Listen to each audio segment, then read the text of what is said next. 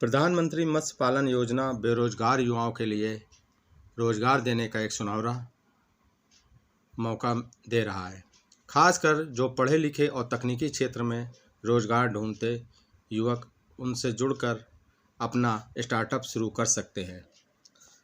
ऐसे ही एक युवक हैं सुजीत चौधरी ने अमेरिका से नौकरी छोड़कर अपने देश भारत में अपनी नई योजना मत्स्य पालन को लेकर एक नई शुरुआत की है।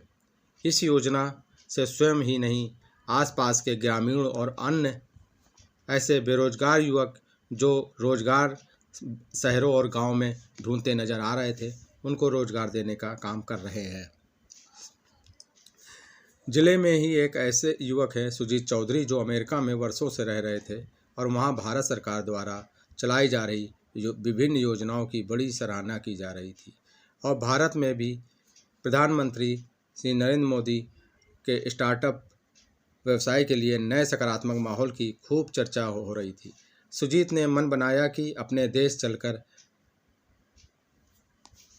रोजगार स्थापित किया जाए, साथ ही दूसरों को भी रोजगार देने का काम किया जाए। यूएस से लौटकर उन्होंने बहुत रिसर्च के बाद सोचा और मछली पालन के लिए व्यवसाय में उतर पड़े। सुजीत का कहना है कि इस व्यवसाय में उतरने के पीछे का कारण देश और विदेश में डिमांड और आपूर्ति के बीच का अंतर है। जो मछली पालन का उसको देखकर आपूर्ति कम होती है और कारण है व्यवसाय में कंपटीशन नहीं है। इस व्यवसाय में सुजीत ने रायबरेली में रहकर ही लाखों युवकों को खुद तो कमाते ही साथ ही रायबरेली के इच्छुक बेरोजगार युवकों को नई दिशा भी दिखा रहे हैं। सुजीत ने बताया कि सरकार द्वारा चलाई जा रही यह योजना बेरोजगारों के लिए एक वरदान साबित होगी।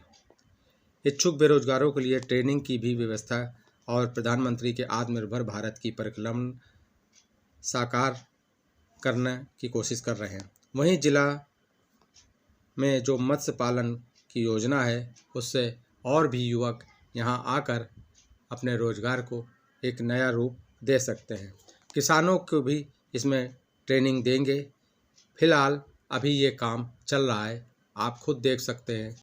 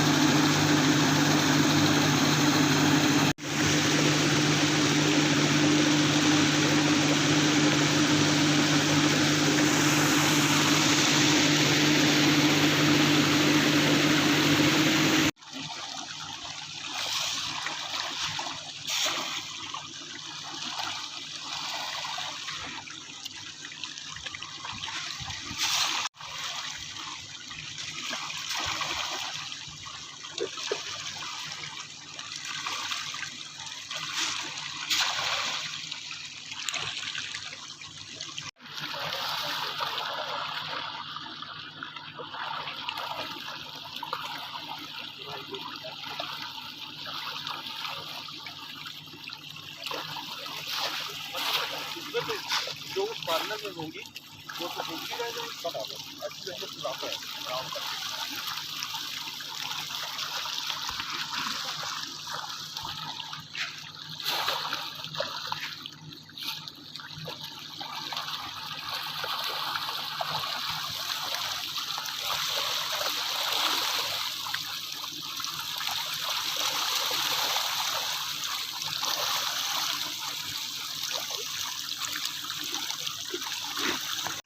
हाँ, इधर देखिए जरा एक मिनट।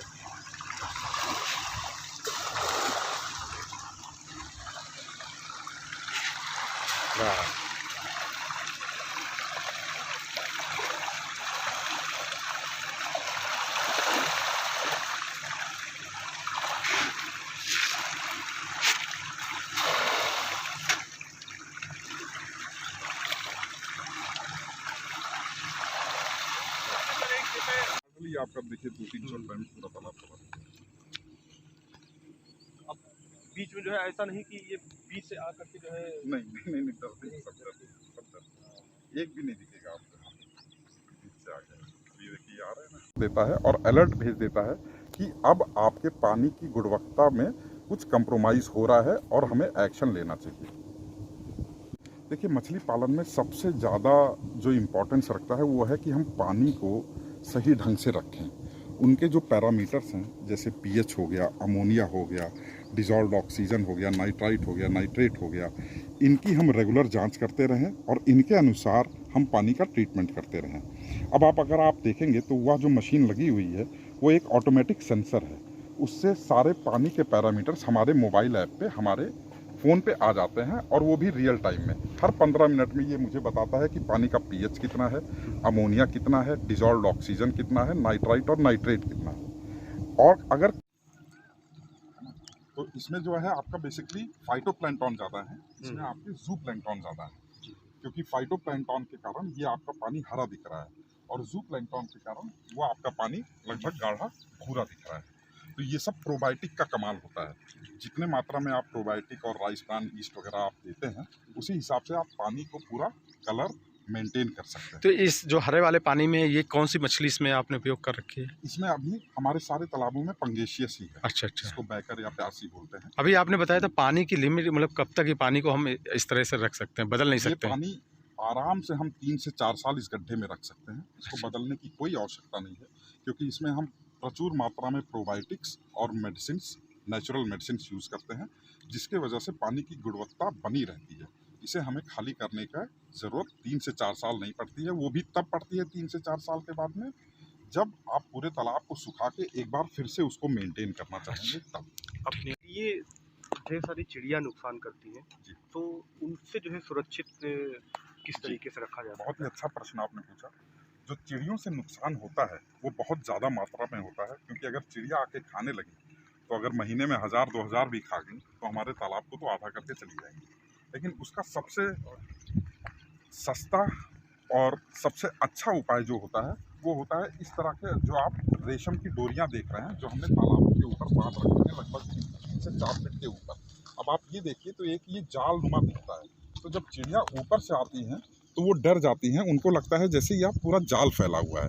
इस वजह से जो पनडुब्बी चिड़िया हुई या अदर प्रकार की चिड़िया हुई, वो तालाब के भीतर नहीं जाती और इससे हमारी मछलियाँ फिर सुरक्षित महसूस करती हैं और ये बहुत ही सस्ता है।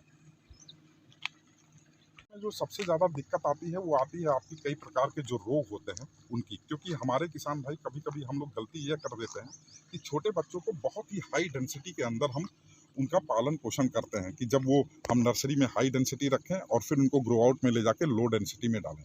उससे क्या होता है, हाई डेंसिटी के नाते आपका जो मिट्टी है उसमें ऑर्गेनिक लोड एक तो बढ़ता है, और उसके वजह से जब वो एक साथ कई झुंड में रहते हैं, एक साथ रहते हैं, इतने डेंसिटी में रहते हैं, तो कई रोग आते हैं।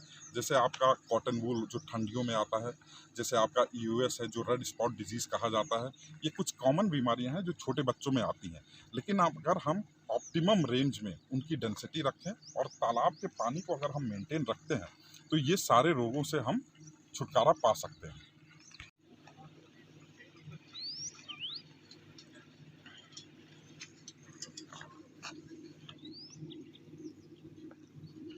इनको खा लें, तो इससे क्या होता है कि हमारा अमोनिया भी कंट्रोल होता है और हमारे फीड की भी बचत होती है। माइक्रो ऑर्गेनिज्म की जरूरत नहीं होती है, बल्कि हम इससे कई प्रकार के फिशेस से भी कर सकते हैं। जैसे अगर हम अपने तालाब में पर्याप्त मात्रा में कॉमन कार्प डालें, तो कॉमन कार्प क्या होता है, ये बॉटम फीडर होते हैं। ये बॉटम फीडर होते हैं, ये आपका तालाब का बॉटम है। कॉमन कार्प यहाँ पे रहते हैं। कॉमन कार्प क्या करते हैं, आपके जो फीड का वेस्ट है उसको खाती हैं, प्लस आपके बॉटम में हमेशा हलचल मचाए रहती हैं, जिससे क्या होता है कि जो भी जहरीली गैसें हैं, जैसे H2S हो गया या अमोनिया वगैरह हो गया, ये धीरे धीरे पानी से बाहर निकलते रहते हैं। तो ऐसे ही कॉमन कार्प हुआ, ऐसे ही आपका सिल्वर कार्प है, जो आपका जब ग्रीन एल्गे बहुत ज़्यादा हो जाता है सरफेस पे, तो सिल्वर